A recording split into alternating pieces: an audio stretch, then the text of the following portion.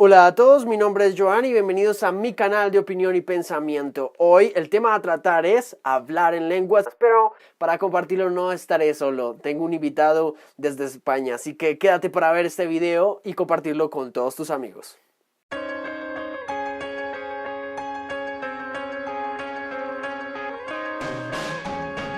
Hoy tendremos un hermoso y genial tema al que vamos a abordar, hablar en lenguas. Y para eso no estoy solo. Hoy desde España nos va a acompañar el canal de Existe Dios, que te dejaré aquí abajo el link para que vayas, lo busques, te suscribas y veas todo su interesante contenido. Así que iniciará nuestro compañero desde España, Existe Dios, a compartirnos sobre hablar en lenguas.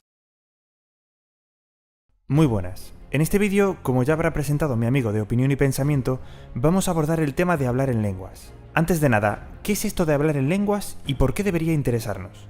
Si eres cristiano, quizás sepas que en la congregación cristiana primitiva, en el 33 era común, el Espíritu Santo hizo que muchos cristianos hablaran en lenguas que no conocían.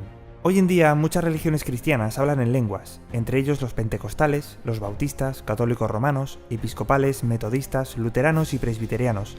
Así que el tema es, ¿deben los cristianos actuales hablar en lenguas? Contestemos a esa pregunta usando la Biblia. En primer lugar, ¿qué propósito tuvo el que la congregación primitiva hablara en lenguas? Lo encontramos en Hechos 2:4. Y todos se llenaron de Espíritu Santo y comenzaron a hablar en lenguas diferentes, así como el Espíritu Santo les concedía expresarse. Y el 11 dice, los oímos hablar en nuestras lenguas acerca de las cosas magníficas de Dios. Así que el propósito era enseñar acerca de Dios. Sin embargo, hoy en día el hablar en lenguas implica producir una serie de sonidos que no se pueden entender mientras se experimenta un éxtasis. Claramente, el propósito de hablar en lenguas actualmente no tiene nada que ver con lo que pasó en la congregación cristiana primitiva.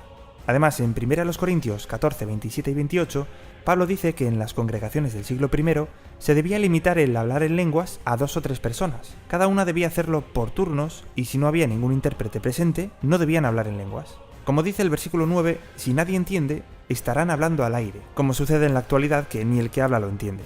Tomemos como ejemplo lo que dijo una persona perteneciente a una de estas religiones. Lo que más me incomoda es que, cuando estoy orando, algunos de los asistentes me interrumpen gritando cosas que ni ellos mismos entienden. Me parece que todo esto que hacen es inútil. Si fuera un don de Dios, ¿no debería tener algún beneficio práctico? Vamos con un segundo argumento. El apóstol Pablo dijo que se dejaría de hablar en lenguas. En 1 Corintios 13:8 dice, pero sea que haya dones de profetizar, serán eliminados. Sea que haya lenguas, cesarán. Sea que haya conocimiento, será eliminado. ¿Cuándo serían eliminados? La Biblia dice que estos dones se recibían por imposición de las manos por parte de los apóstoles o en presencia de ellos. Por ejemplo, Hechos 8:17 dice, entonces se pusieron a imponerles las manos y ellos empezaron a recibir Espíritu Santo. Y en Hechos 19:6 dice que cuando Pablo les impuso las manos, vino sobre ellos el Espíritu Santo y empezaron a hablar en lenguas y a profetizar. Así que sería tras la muerte de los apóstoles, ya que una vez muertos no podían transmitir estos dones, cuando cesarían las lenguas, es decir, hace algo menos de 2000 años. Un tercer argumento. Gálatas 1:8 dice, aunque nosotros o un ángel del cielo les declarara como buenas nuevas algo más allá de lo que nosotros les declaramos como buenas nuevas, sea maldito. Las buenas nuevas que declararon los apóstoles fueron los escritos bíblicos. Es decir, que no hace falta que se revelen más cosas aparte de lo que está en la Biblia actualmente. Todo lo que necesitamos saber ahora está ahí. Por lo tanto, lo que pueda decir alguien hablando en lenguas no es inspirado de Dios, y mucho menos si lo que dice contradice a la propia Biblia. Un cuarto y último argumento. Alguien podría preguntar, ¿pero no es una prueba del apoyo de Dios el hecho de que una persona hable una lengua que no conoce? ¿De quién si no podría venir ese poder? Pues lo vemos en 1 de Juan 4:1. Dice, amados, no crean toda expresión inspirada, sino prueben las expresiones inspiradas para ver si se originan de Dios. Es decir, hay expresiones inspiradas que no se originan de Dios. ¿Y de quién si no? El propio Jesús dijo que de nadie bueno. En Mateo 7:21 al 23 dice, no todo el que me dice, Señor, Señor, entrará en el reino de los cielos, sino el que hace la voluntad de mi Padre que está en los cielos. Muchos me dirán en aquel día, Señor, Señor, ¿no profetizamos en tu nombre, y en tu nombre expulsamos demonios, y en tu nombre ejecutamos muchas obras poderosas? Y sin embargo entonces les confesaré, nunca los conocí.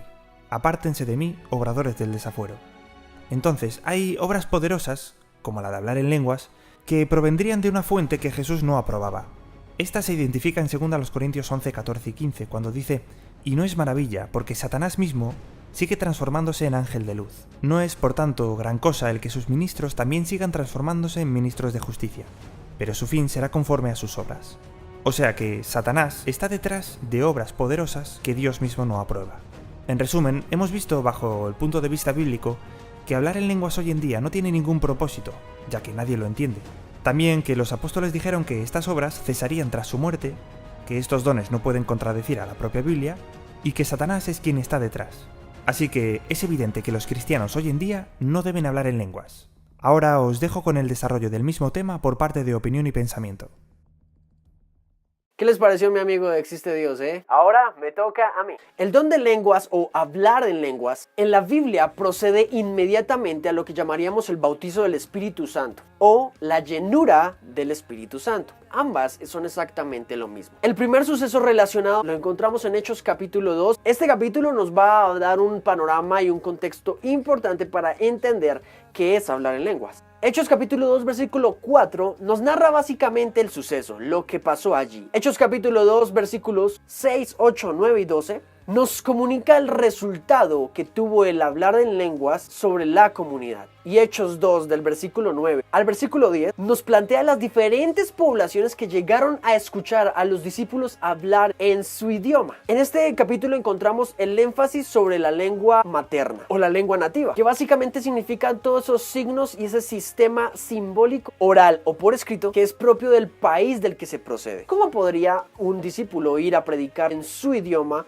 a África, en Asia? ¿Cómo podría haberlo hecho? Y te quiero dar algunos de los idiomas que ellos hablaban: acadio, frigio, árabe antiguo, antiguo capadocio, idioma cretense, latín, griego, etc. Entonces, en primer lugar, descartamos que el don de lenguas no podía ser en ese momento un idioma desconocido ni angelical, ni misterioso. Tenía que ser un idioma que capacitara a los discípulos para llevar el mensaje en idiomas diferentes a poblaciones diferentes. Por ejemplo, es como si hoy Dios nos capacitara milagrosamente para hablar inglés. Hoy nos toca estudiar inglés para hablar inglés. El Espíritu Santo no estaba para nada interesado en que sus discípulos hablaran idiomas desconocidos. Ahora, 1 Corintios capítulo 14. Este hermoso pasaje de Pablo nos deja abierta la brecha de que el don de lenguas sí puede ser un idioma misterioso. Así que, para mi concepto, Pablo allí en el capítulo 14 de 1 Corintios hace un fuerte llamado a la iglesia en Corinto y le dice: ¿para qué yo les voy a hablar en un lenguaje que ustedes no conocen si realmente no van a saber qué les digo? El milagro de lenguas tenía el propósito de demostrar el poder de Dios y de capacitar a los discípulos para dar testimonio de las buenas noticias en otros lugares. Así que, a manera de conclusión, recogiendo las ideas de mi amigo de Existe Dios, y es que debes evaluar los espíritus. A diferencia de mi amigo de Existe Dios, yo sí pensaría que hay un pequeño, pero muy pequeño porcentaje de personas que reciben una llenura del Espíritu Santo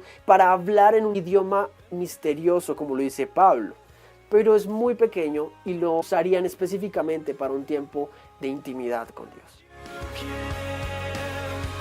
Hey, muchas gracias por ver el video. Si te gustó, ya sabes, dale like y suscríbete a mi canal. Abajo te voy a dejar el link de mi amigo en España, Existe Dios, para que vayas y veas todo su contenido. Es un contenido bastante bueno, te lo recomiendo bastante. Muchas gracias a todos por ver el video y esperen muchísimos más. Nos vemos a una próxima.